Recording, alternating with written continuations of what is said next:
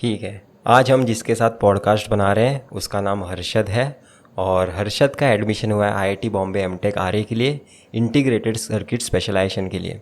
तो integrated circuits कहीं ना कहीं इलेक्ट्रॉनिक्स में कोर भी माना जाता है, उसके काफ़ी अच्छे प्लेसमेंट्स भी होते हैं। आईआईटी बॉम्बे में रिटन टेस्ट भी होता है, हालांकि इस साल नहीं हुआ था, फिर भी उसने इंटरव्यू फेस किया है। तो मैं एक्सपीरियंस जानना चाहूँगा हर्षद तुम्हारा, कि तुमने इंटरव्यू की प्रिपरेशन कैसे करी थी, तुम गेट के टाइम तुम्हारा लेवल क्या था, कॉलेज के बाद कब प्रिपरेशन स्टार्ट करी थी, गेट के बाद कितनी डिफ़िकल्टी फेस करी थी। वो एक स्टार्टिंग से अपनी एक स्टोरी बताओ ताकि लोगों को एक मोटिवेशन भी मिले, और इंटरव्यू के लिए आपने प्रिपरेशन कैसे करी है वो भी बताओ। तो हेलो सर। अभी गेट का मैंने वैसे तो सोचा था बीटेक के थर्ड ईयर में कि मुझे करना है। मैंने प्लेसमेंट पे ऊपर ध्यान ही नहीं दिया था।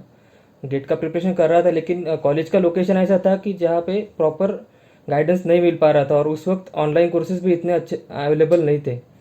तो फिर इतना कुछ मैं कर नहीं पाया ज़्यादा। उस साल बस 30 मार्क्स आए थे गेट में, कुछ 12,000 कुछ रैंक था मेरा।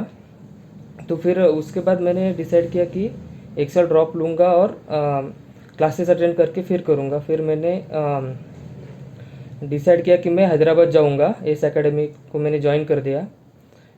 मेरा एक इशू था कि मुझे मेनली सब्जेक्ट जो आते नहीं थे वो थे सिग्नल्स एंड सिस्टम्स, कम्युनिकेशन और इलेक्ट्रोमैग्नेटिक्स।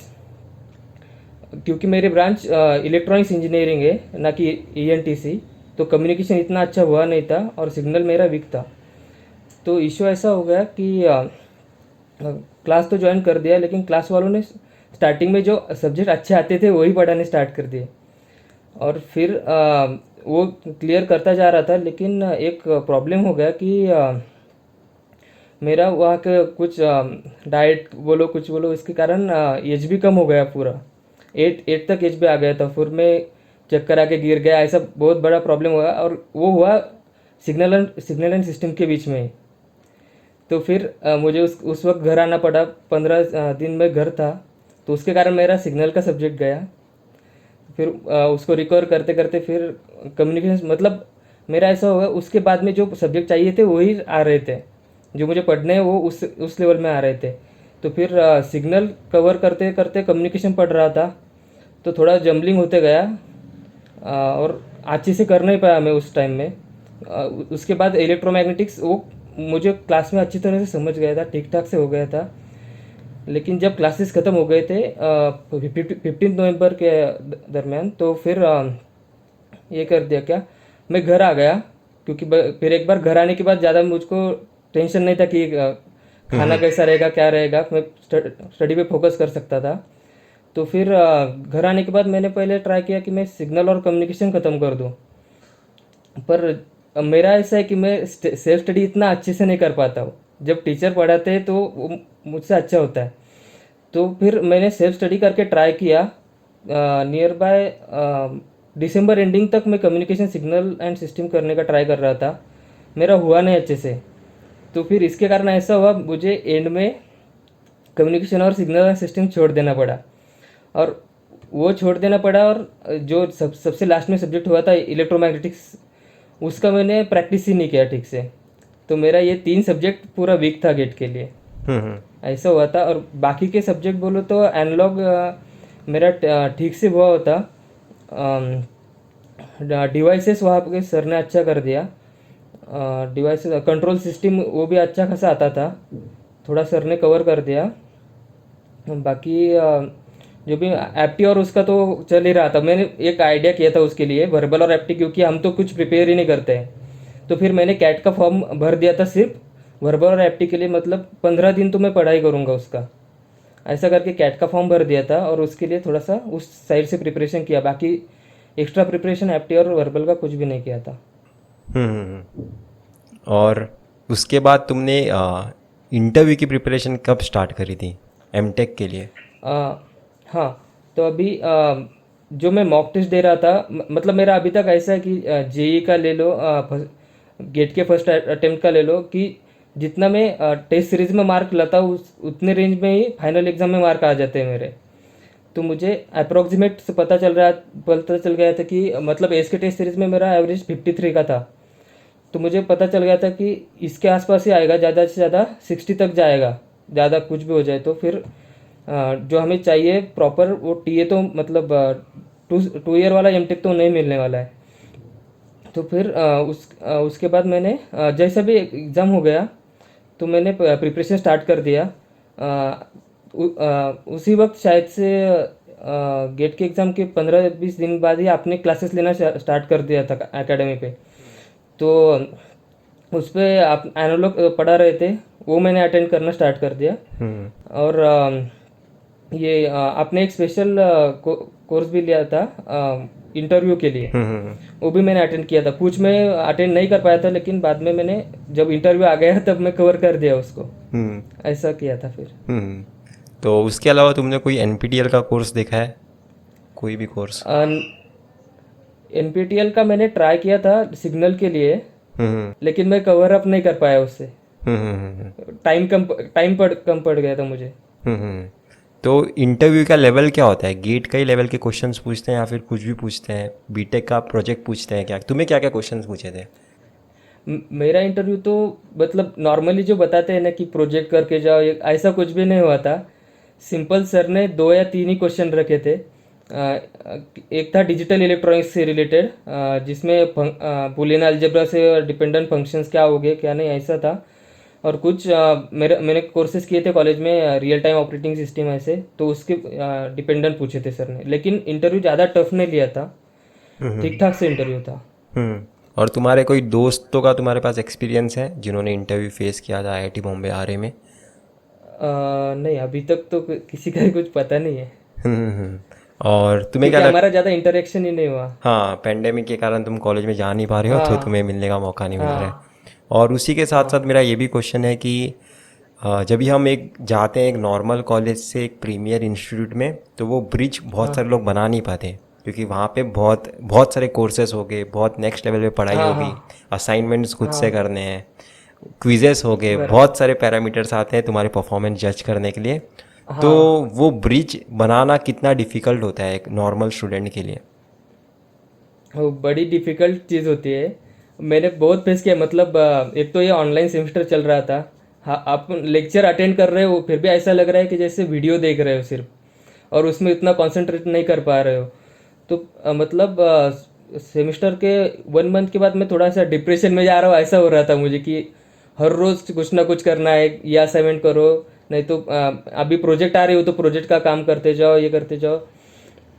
तो चल रहा था, लेकिन अभी मतलब उसका इफेक्ट ज़्यादा कुछ हुआ नहीं, मतलब स्कोर पे। ठीक, ओवरऑल सब जो ग्रेडिंग सिस्टम है वो अच्छा है, उसके कारण ज़्यादा इफेक्ट उसका पड़ा नहीं। धीरे धीरे करते गया। अभी उस सेम की गलती है जो अभी इस सेम में नहीं करना चाहता हूँ, वो ट्राई कर रहा हूँ अभी कि लेक्चर फिर से देखना, कुछ कुछ कुछ ट्राई कर रहा हूँ। और तुम्हें जो भी प्रोफेसर का जो लेवल होता है आईआईटी बॉम्बे में, वो तुम हाँ, कैसे कंपेयर करते हो क्लासेस में जो भी पढ़ाई होती है और जो यहाँ पे जो लोग प्रोफेसर पढ़ाते हैं, उसमें क्या डिफरेंशिएशन कर पाओगे? बहुत सारा डिफरेंस है। मतलब वहाँ पे ऐसा रहता है उनको कि पोर्शन ख़त्म कर देना है सिर्फ, आपको ज़्यादा अंडरस्टैंड हुआ है नहीं हुआ है कुछ ये नहीं है उनको। लेकिन इधर प्रोफेसर खुद से ज़्यादा ट्राई देते हैं कि आपको समझ में आ जाए। एक बार नहीं आए तो आज का ही अभी सर ने 10 बार तो रिपीट कर दिया होगा आज का पॉइंट है लेक्चर में। उनको सिलेबस ख़त्म नहीं करना है, उनको चाहिए कि आप कर दो सिर्फ, मतलब आप समझ लो पूरा चीज़। कुछ चीज़ इम्प्लीमेंट भी अभी कर पाओ। हाँ, अभी एक सर ने पिछले सेमेस्टर में एग्ज़ाम लिया ही नहीं, सर ने सिर्फ एक मिनी प्रोजेक्ट दे दिया मिड सेम के लिए, और एंड सेम के लिए एक मेगा प्रोजेक्ट दे दिया उसके हिसाब से, और एक ओरल लेके ग्रेडिंग कर दिया सर ने। तो उनका कहना था कि मैं ऑनलाइन में आपका एग्ज़ाम से नहीं ले सकता, आप ये काम करके दिखाओ, प्रोजेक्ट अगर रन कर दो तो मेरा सेटिस्फेक्शन हो गया कि तुम्हें कोर्स समझ में आ गया ऐसा। हम्म। और तुम्हारा जब भी तुम्हारा सिलेक्शन हुआ तो तुमने मुझे मैसेज तो किया ही था, मुझे याद है। और तुम्हें कैसे हाँ, फीलिंग आई थी कि मतलब आईआईटी बॉम्बे में भी मैं स्टूडेंट बनूंगा, मैं अभी एमटेक की डिग्री मिलने वाली है, तो फीलिंग कैसे थी? वो बहुत अच्छी फीलिंग थी सर। मतलब ऐसे में बैठा था सुबह 11 बजे के टाइम में, या हाँ वैसे कुछ तो मेल आ गया था उसका, लेकिन मैंने देखा ही नहीं बहुत देर तक।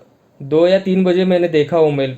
ऐसे ही मैं टाइम पास कर रहा था उस वक्त, मतलब वो एक्स्ट्रा डे था, गेट का प्रिपरेशन कर रहा था वो बोला था आपको, लेकिन वो एक्स्ट्रा डे था थोड़ा, तो मैं टाइम पास कर रहा था, देखा नहीं, और एकदम से मोबाइल लिया और उसमें देखा मेल आ गया है। तो फिर घर वालों को बताया ये वो, फिर उनको भी अच्छा लगा ऐसा। तो थैंक यू हर्षद।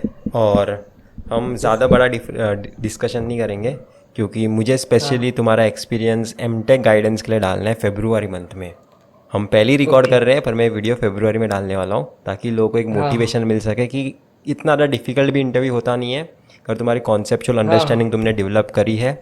गेट के क्वेश्चंस तो नहीं पूछेंगे, पर कॉन्सेप्चुअली अगर तुम्हारे क्लैरिटी है तो तुम्हें सीट मिल सकती है, और काफ़ी अच्छी सीट है आईआईटी बॉम्बे आरए का। और तुम ये भी डिफरेंशिएशन बताओगे कि एमटेक आरए और टीए में क्या डिफरेंस होता है, तुमने कुछ एक्सपीरियंस किया है कि नहीं, वो बता दो। डिफरेंस कुछ भी नहीं है, सिर्फ एक बता सकता हूँ कि आरए जो है थोड़ा सा आराम से रहता है, मैं ये बोलना चाहता हूँ। बाकी कुछ डिफरेंस नहीं है, आप कोर्सेज भी सेम करते हो, आपको पूरा प्रिविलेज भी सेम है कि जो टीए वाले करेंगे वो आरए वाले कर सकते हैं। अभी टीए वाले इस सेम में 5-5 कोर्सेज लिए हुए हैं, हमारे सिर्फ 3 ही सब्जेक्ट लेते हैं। तो फिर उसमें टाइम अगर खुद से कुछ भी करना हो तो उसके लिए एक्स्ट्रा टाइम भी रहता है, और इसी कोर्सेज में भी अच्छा ज़्यादा नॉलेज चाहिए तो उसके लिए भी टाइम मिल पाता है। और एक मेन पॉइंट ऐसा भी है कि मैं जो प्रोजेक्ट आ रही हूँ, तो कॉलेज स्टार्ट होने के बाद ही मेरा प्रोजेक्ट पे काम स्टार्ट भी हो गया है अभी। तो कंटिन्यूअसली प्रोजेक्ट का काम चलता ही रहता है, 3 साल कंप्लीटली प्रोजेक्ट पे काम करते हैं हम।